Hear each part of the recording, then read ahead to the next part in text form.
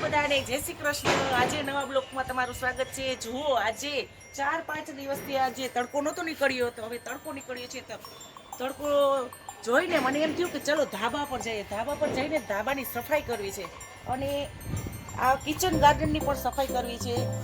જે ડ્રેગનને કટિંગ કરવાનું છે તે કટિંગ કરીશું અને આ પાંદડાઓની સફાઈ કરવાની છે તે પાંદડાઓની સફાઈ કરીશું।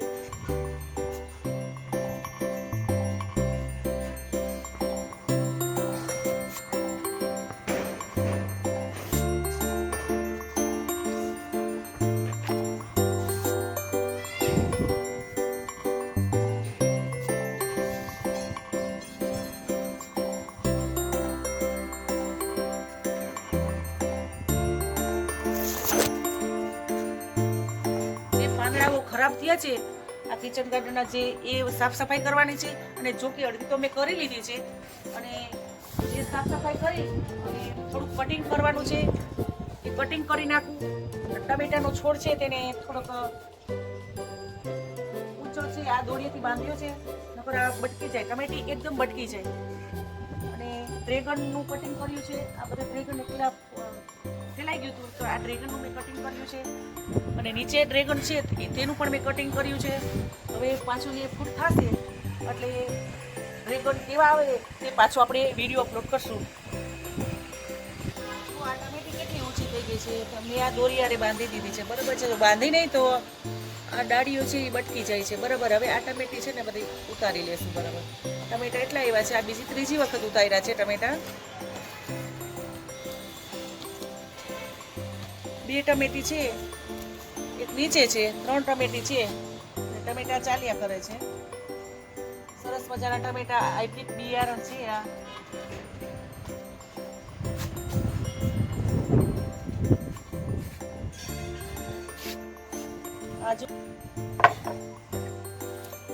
જો આ ટમેટીમાં ટમેટા આવ્યા હતા એ બધા ટમેટા ઉતારી લીધા છે બરાબર। એટલા ટમેટા ઉતરા છે। ડ્રેગનનો છોડ છે તેનું મેં કટિંગ કર્યું છે બરાબર। એટલું આટલું ફેલાઈ ગયું હતું અને મેં આ કટિંગ કર્યું છે। અને આ મરચી છે હવે તડકો થશે તો કદાચ મરચી સારી થશે કારણ કે જો ઉપર બધી મિલીબાગ કે ફૂગ આવી ગઈ છે અને હવે એને પાણી પાય અને આ બાજુમાં પાલક છે સરસ મજાની। જો પાલક કેવી છે આ પાલક થઈ છે આમાં પણ પાલક આવી છે આ પાલક એવી સરસ છે તો પાલક થોડીક તોડી લેશું। જો આ પાલકના પાન છે સરસ મજાના એવા નરવા છે ને થોડીક પાલક પણ ઉતારી લઈએ। અને આ ટમેટીનો છોડ છે જો આમ નમી ગયો છે હવે ઊભો કરી તો બટકી જાય હવે એને આમનમ પાલક ઉપર રહેવા દેવો પડશે। પાલક એટલી છે ટમેટા એટલા આવ્યા છે।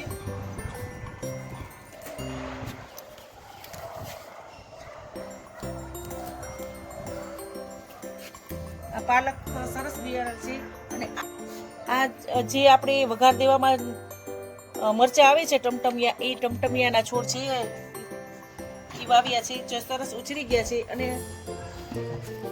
આ ડ્રેગન છે ડ્રેગન મેં બધે ખરાબ છોડ હતા એ બધે કાઢી નાખ્યા છે અને બધે ડ્રેગન વાવી દીધા છે। આજ વખતે ડ્રેગનના છોડ બધા સરસ બી ગયા છે જો આ બધા ડ્રેગન વાવી દીધા છે।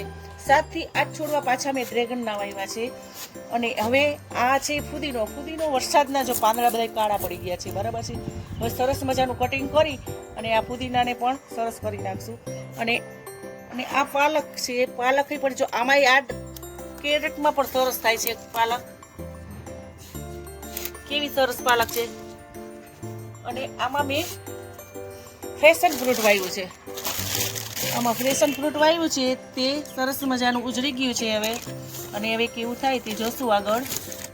અને આ એલોવેરા છે એલોવેરા તો એટલું સરસ થયું છે ફરતી કરો એટલું ફૂટ્યું છે અને આ જો ઉપર ડંડી આવી ગઈ છે અને બી પણ થઈ ગયું છે જો એટલા સરસ ફૂલ આવ્યા હતા પણ વિડીયો ઉતારવાનો ટાઈમ ન મળ્યો। આ જો એ એકદમ સરસ ઊંચું ને સરસ થઈ ગયું એના ફૂલ તો એટલા સરસ આવ્યા હતા। આ એલોવેરાના પાન તો જુઓ કેવા છે જાડા એકદમ। આ એલોવેરા માથાવાળા થોડી તો પણ વધી ગયું છે સરસ એલોવેરા થયું છે ઊંચું ને સરસ મજાનું। અને આ પાલક ને ટમેટા ઉતારી લીધા છે મરચી હવે સરસ થાશે. મરચી આ વખતે મરચા આવ્યા જ નથી. એકાદા મરચા આવ્યા તો મરચી બરી ગઈ હતી.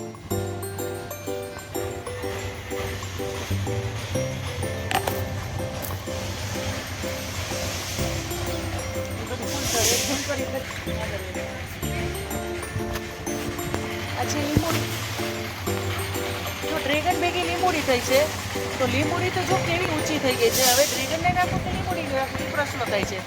તો કેવડી લીંબોડી થઈ ગઈ છે.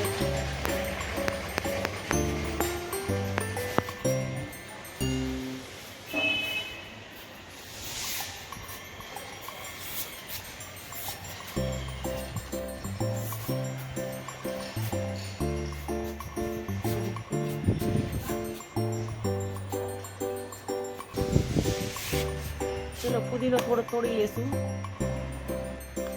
ચટણી બનાવી છે તો પુદીનો પણ થોડો તોડી લેશું.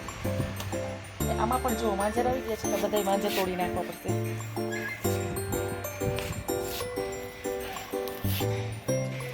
અને આ બાજુ બધા રાવણાના છોડવા છે એ પણ વાડી વાવવાની વિચાર છે.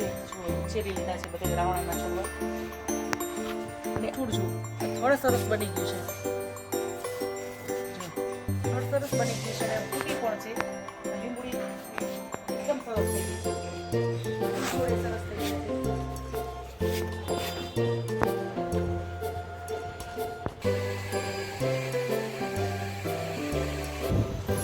જુઓ વાતાવરણ એકદમ ચોખ્ખું થઈ ગયું છે અને તડકો એકદમ સરસ નીકળ્યો છે. અને આ વિડીયોને વિરામ આપીશું. આવતા વિડીયોમાં મળીશું. જો નવા ફૂલ છોડ આપણે કંઈક ઉછેરીશું અને આગળના વિડીયોમાં જોશું.